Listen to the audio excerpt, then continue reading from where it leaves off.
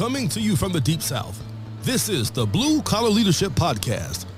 High impact leadership is not reserved for leaders, and it has nothing to do with your position, title, or rank. However, it does have everything to do with your character.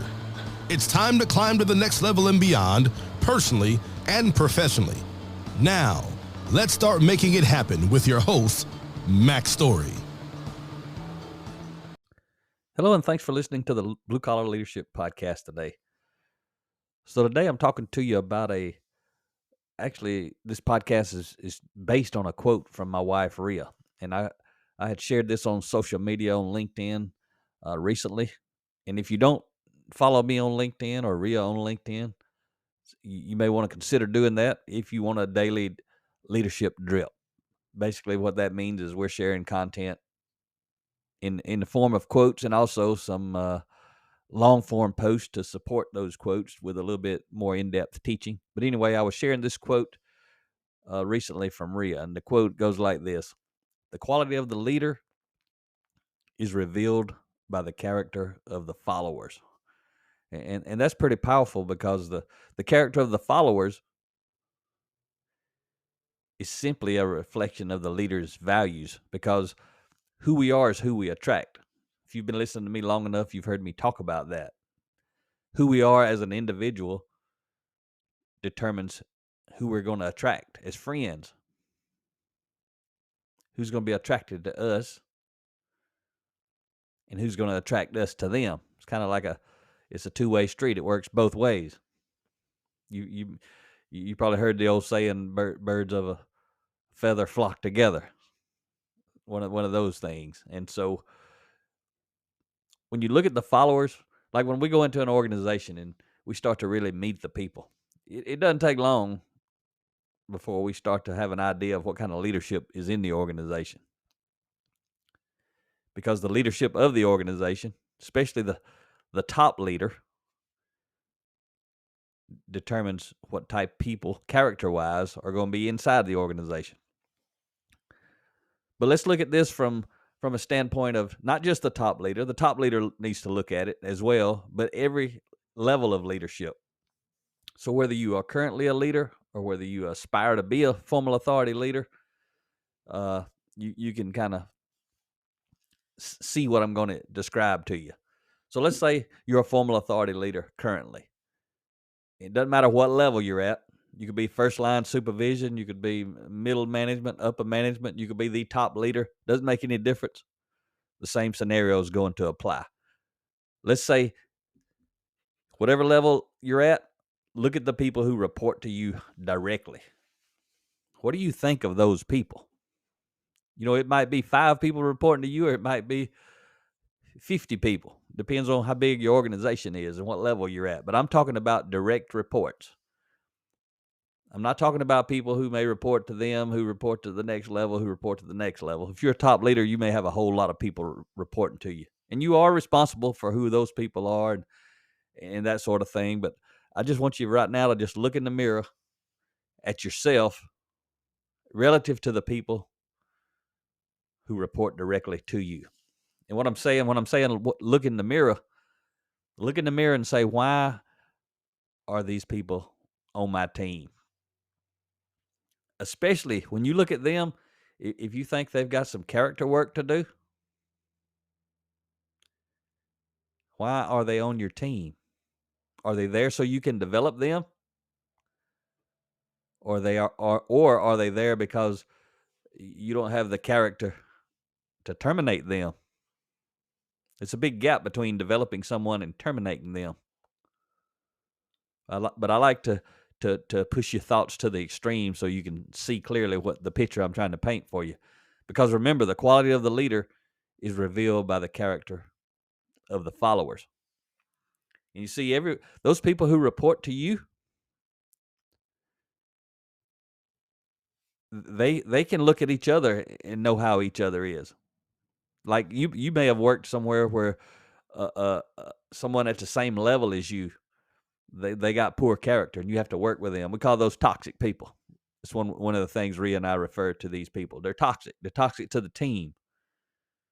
They may not be toxic to some teams, But if the majority of the team has a different type character, then they're toxic to that team. So it's kind of all relative, right? What's the overall character of the team? Because that's going to determine who is toxic to the team. But let's go back to thinking about the leader, though. If there's a toxic person, let's say I'm a leader, I got people who report to me. Just for this example, let's say it's 8 people. If 8 people report to me, and let's say 2 of them are kind of toxic. 6 people, they're really doing what I want them to be doing.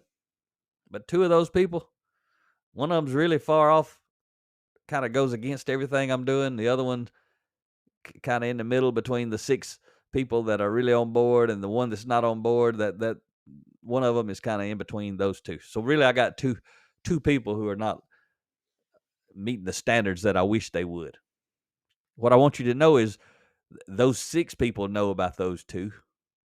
And then however many people down below, if there are any, depends again on what level you're at. If you're a frontline supervisor, you may be leading a frontline workforce, so there are no other people below them. But if you're several layers up or up near the top, there could be a whole lot of people down below these 8 in my example. But I'm just focusing on literally on those people who report to me. And I'm saying the character of those 8, the 6 that I like, and the 2, when I say like, I mean I like their character. I like who they are as a person. I like who they are as a team member. But the other 2, and again, one of them's worse than the other one, but both of them are revealing and reflecting the quality of my leadership because they're on my team. I don't get to only claim the 6. I got to claim all 8 of them. And if people report to them, then I'm really starting to lose integrity because those 2 people who are not on track with me as a leader, they're derailing my leadership. Not only with the people who report to them, but with everybody who's watching. That's why I say that, or Rhea says, I'm using her quote today, the quality of a leader is revealed by the character of the followers. Because I'm allowing them to be there. That means I approve it. If I didn't approve it, they would not be there. I have to be approving it. If they report to me and they're on my team, I'm approving that it's okay. I'm co-signing that their behavior is okay. I'm telling everybody else in the organization, that's as good as you got to be to work here. That's the bare minimum required. Anyone living up to a higher standard than those 2, I don't get credit for that as a leader because I'm not requiring that. Those individuals should get credit for leading themselves at that level because they're doing above and beyond what's required, because whatever the minimum is I'm accepting, that's the standard that I'm casting for my team. And again, I'm talking about the team that reports directly to me. But indirectly, if people report to them, I'm responsible for those folks too. And it causes these leaders it causes them all kind of problems. Back to my scenario where I got 6 on board, 2 not on board. The 2 who are not on board, obviously anybody who reports directly to them, they're going to have a whole chain of problems, because what those 2, the minimum that those 2 are going to require are far below what I'm going to require. Unless you understand how it works. Because see, if I'm saying, okay, these 2 who are not on board, that's the minimum I'm requiring. But then they're requiring even less because they have a low degree of character. So on their team, they let even worse character is their minimum requirement is even worse character. But I'm allowing them to accept that character because they're on my team too. It's just kind of rolling downhill, right? And it's getting watered down the farther it goes. You might have heard me say before, 10s hire 10s. But 9s don't hire 9s. 10s want 10s on their team. But 9s don't get to have 10s because 10 don't want to be on a 9's team. But the reason a 9 is not a 10 is a 9 leader is a little bit insecure. And a lot of other things. But because they're a 9, they have a little bit of insecurity. They really attract 7s and 8s. But in this case, let's say 2 of them are 5s and 6s. Because I'm saying I'm okay. Whatever reason, I don't want to deal with that. Either I don't want to develop them, which is not good, or I don't want to remove them, which is not good. So I don't want to improve them and I don't want to remove them. I'm just okay with it. And that's not good for my team. Because anybody who's a higher level than those two, they're frustrated every day with them and also with me. A lot of leaders miss that with me part. They understand people are irritated with the two who are not on board, but a lot of leaders miss that the rest of the team is secretly not okay with me. And that creates turnover. And that creates a whole lot of things. It creates frustration. Sometimes it definitely creates a decrease in morale, a decrease in productivity, because everybody's wondering, why won't the leader do what they need to do? And I'm telling you why. It's because of what the leader values ultimately. But let's say I'm a 9 and I got 7s and 8s on my team, except for these two. They 5 and a 6. That means they're even more insecure, and they got a whole lot other different character issues they need to work on. So their team below them is going to be a reflection of that, or how they work together with their peers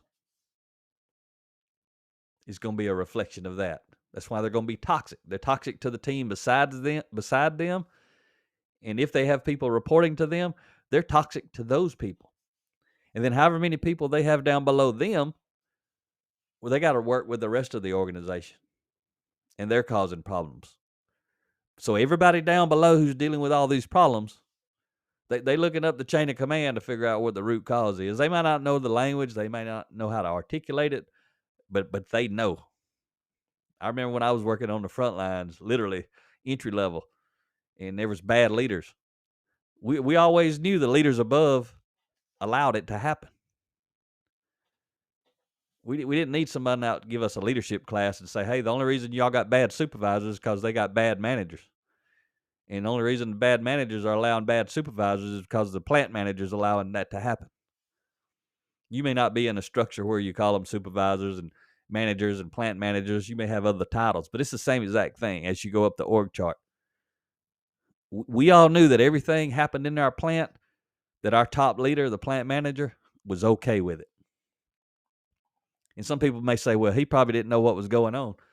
Well, if he needs to know what's going on, he don't know what's going on. That's because he's okay with not knowing what's going on. Let me say Rhea's quote one more time. The quality of the leader is revealed by the character of the followers. Let's say that leader didn't know what was going on back in the day when I was working in the plants. The quality of that leader was revealed by the character of all of the people working in the plant. The character of the bad leaders, the character of the bad workers.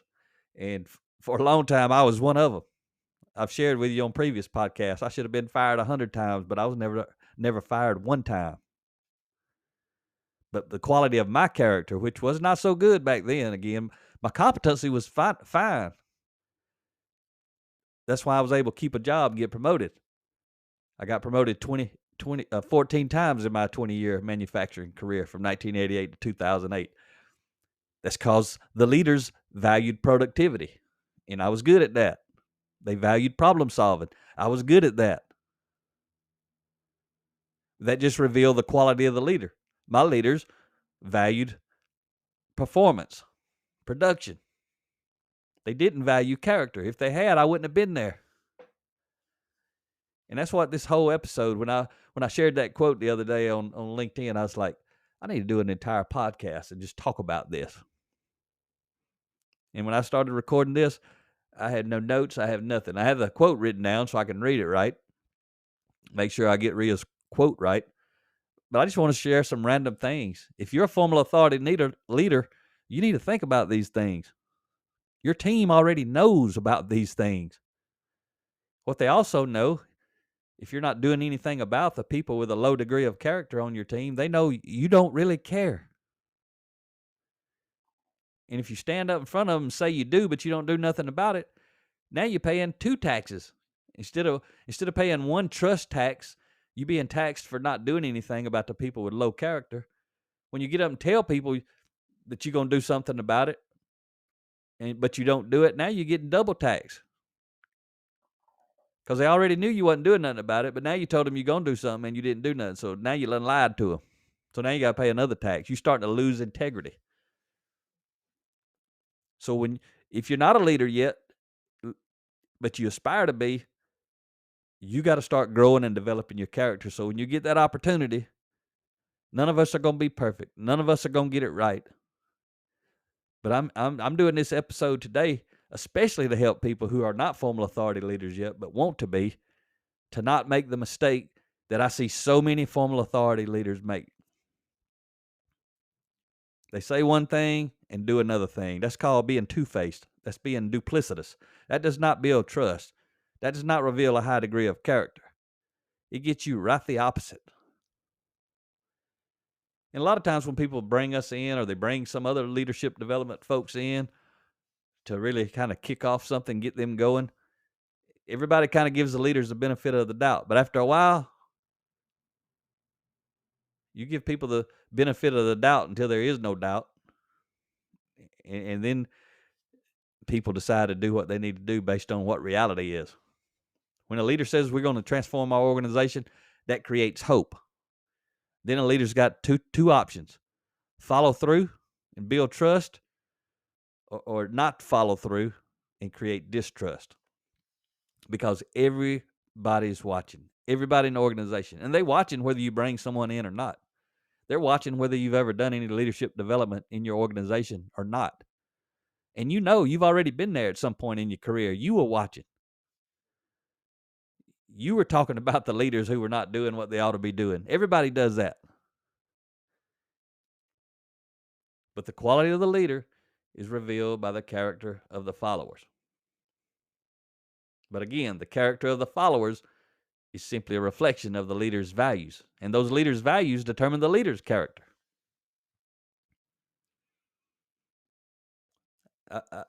I got some clients that are high impact leaders.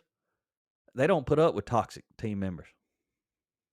They used to before they knew better. But as they grew and they kept learning and they kept looking in the mirror and they kept reflecting and they kept observing and they kept having to deal with problems within their organization, they started to realize what toxic team members were doing to each other. And then also, more importantly, what were toxic team members doing to the leader's credibility?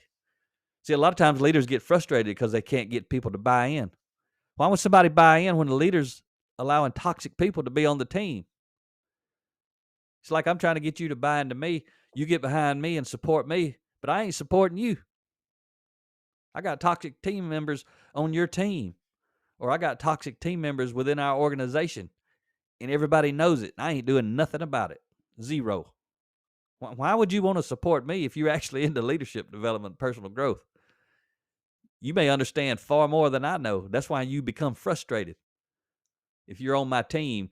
Because, see, that's what happens when leaders start growing and developing, transforming organizations. They invite everyone to start learning. Let's learn and let's start going. Let's start growing together.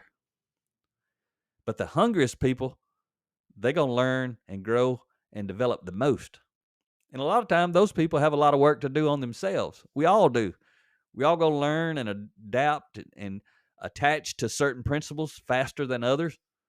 That's why collectively as a team, we can see a lot of stuff, character-wise, because we've got different people who have a high degree of character in different areas. None of us are a high degree of character in every single area. We all have got strengths and we all have got weaknesses. But as a leader, when I start growing and developing the people on my team, I got to know what I just told you. I got to know there's going to be people who have a character strengths in areas that I may have a character weakness. I may have a character strength in areas that they have a character weakness. But we got to put our strengths together character-wise so that we can start to see character-wise what's going on in our organization. But everybody knows what a toxic team member is because they're causing all kind of problems. But some leaders are so far removed from the situation, they don't want to believe what the folks are telling them. It doesn't matter whether they believe it or not. If a leader knows there's a toxic person on their team, they need to improve them or remove them. It's that simple. If you don't do it, you ain't never going to get where you want to go. It's like trying to stomp the gas, mash the gas pedal down, the throttle in your car, and mash the brake at the same time. How much sense does that make? But when you're allowing toxic people, it's hard enough when you just got people who are struggling to develop their own character. But that's a whole completely different person than a toxic person. Because a toxic person is trying to derail anybody who's on board, trying to derail the leader's vision. They're not getting on board with the leader. They're trying to divide the organization. Why? I have no idea. Literally, I do. Literally, I know why. It's the character. But why do leaders have the kind of character that they allow toxic people? It's because they hadn't developed themselves. It's because their character is not good as they think it is. And then they have frustrated team members who have character better than they think it is. So you may be listening to me, and I've never met you. I've never supported your organization, but you know exactly what I'm talking about. Or I may have supported your organization, and you still know exactly what I'm talking about. Or you could be a leader who's brought us into your organization. And as you listen to this podcast, you're reflecting on what I'm talking about. And if you know, and I'm telling you, you already know.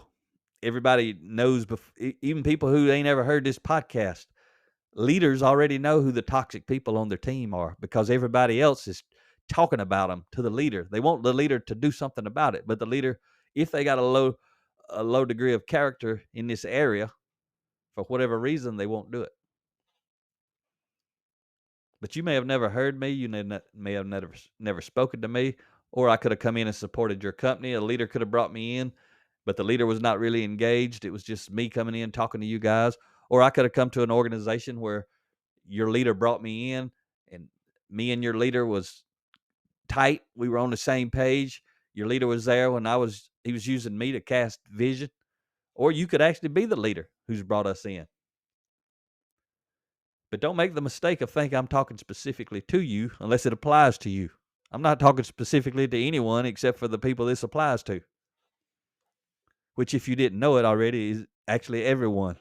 Because it's happening everywhere. But the quality of the leader is revealed by the character of the followers. And remember, I'll put a different spin on this right here at the tail end of this podcast. If you listen to my podcast, you already know I talk and teach everyone is a leader. So it doesn't matter if you're a frontline leader. Let's say you're a frontline entry-level worker. No one reports to you. You're still a leader because you have influence. Well, guess what applies to you? Let me read Ria's quote one more time. The quality of the leader is revealed by the character of the followers. So if you're a frontline entry-level person, this quote applies to you. The principle within this quote applies to you just the same way. Who's following you? If you're on a team of, say, there's 50 frontline entry-level people working in your organization, which one of those people are following you? The high-quality people relative to character, or some toxic people? I doubt very, very much that there are many toxic people listen to my podcast because they think everyone else is the problem. But there could be some people who maybe we just spoke there recently and your light bulb went off and you got to thinking and reflecting on who you are as a person, and you decided to start listening to my podcast. Well, I want you to know this principle applies to you just as much as it would a CEO or a business owner or top leader. It just applies in life in general. I started out talking about it in the context of formal authority leaders because that was my main intent for this podcast. But I didn't want to leave you out of the loop because it applies to you too. And the quality of you as a leader, meaning who can you influence from whatever position you're in? Who can you get to follow you? Is it high character people or low character people? Why does it matter? Well, it's going to matter if you got a high character leader in your organization because they're going to promote the people who are like them, who have a high degree of character, who can attract high impact followers, high impact individuals, high impact team players, because those people are the ones who can become high impact team leaders. But back to the frontline entry level scenario. Let's say you're still a frontline entry level worker. Those people who are attracted to you with low character, your friends who have a low character, this is what you got to do the same thing the formal leaders have to do. If you want to be a person of high character, you got to improve them or remove them. What that means, you don't get to fire them, but you can improve them. If you're growing and developing yourself and you can build enough influence to start helping motivate and inspire them to grow and develop themselves, that's improving them. How do you remove them since you can't fire them? You stop associating with those people if they're toxic. Because as long as there's only one reason you'd be associating with them. Because your values are aligned with their values. So as a frontline entry-level worker, you still can improve or remove. You grow and develop them, motivate and inspire them to grow and develop themselves. That's the improving piece. Or you remove them from your circle of friends or whatever you want to call them, associates. And you see these people at work. Pretty much anybody works in an organization, if they know who the toxic troublemakers are, they can go to the break room, see them sitting beside each other at the table, at the break table, or hanging out outside on break or at lunch. And a lot of times hanging out after work, they know their friends outside of the organization. That's because they have shared values, which means they have a similar character. One more time, the quality of the leader is revealed by the character of the followers. And then the second part of that I added on to it, that was Ria's quote. What I'm adding on to it is the character of the followers is simply a reflection of the leader's values. And to put that back into a frontline, entry-level type context, I could say the character of your friends is simply a reflection of your values. Who you hanging around? A lot of the people with the highest degree of character, especially if they work in an organization where there's not a lot of people with a high degree of character, they take lunch alone. They go out to the car, they sit at a table by themselves, or they stay back in the work area and have their lunch. They just want to do their job, do a good job, and get out of there without being involved in the grapevine, all the mess, all the rumors, all the backstabbing, all the finger pointing, all the talking behind people's back that happens in a low character organization. But think of that organization I just described where all that's happening. What in the world does that say about the quality of the leaders in that organization? Because what I just described, fairly common out there, where there's a lot of bad mouthing, especially on the front lines. They bad mouth each other. They bad mouth their bosses. They bad mouth other bosses. They bad mouth support people. They bad mouth upper level leaders. They just a whole lot of bad mouthing going on. Why is that? Because the quality of the leaders of that organization is pathetic. That's why. And there's a top leader that's allowing it all to happen. That's why if you read my book, Blue Collar Leadership and Culture, the five components for building high performance teams, I talk about in there, I think it's the second or third chapter. The foundation of culture is the top leader's values. If you're a top leader and you want to transform your culture, be sure to check out that book. And if you ever aspire to be a leader in an organization, I recommend you check out that book, even if you're not a top leader. Because that's what you got to try to motivate and inspire your top leaders to do, is to do what's in that book. There's a lot more you got to do besides what's in the book, but you actually absolutely got to do what's in the book.